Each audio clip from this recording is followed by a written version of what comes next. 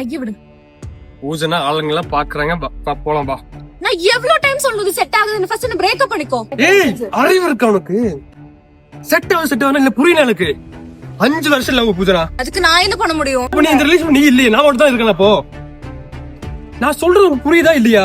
நீ சொல்றது எல்லாத்துக்குமே எனக்கு தலையாட்டல இருக்க முடியாது, புரியுதா? சிச்சுவேஷன் புரிஞ்சுக்கோ, வா போலாம். நான் பரல விடு. ஏய் உனக்கு என்ன போ? முட்டை பப்ஸ் வேணும் அதானே? ஆமா, எனக்கு முட்டை பப்ஸ் வாங்கி தரல. சாப்பாடு வா.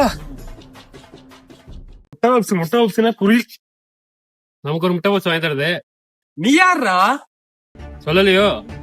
எங்க அண்ணா.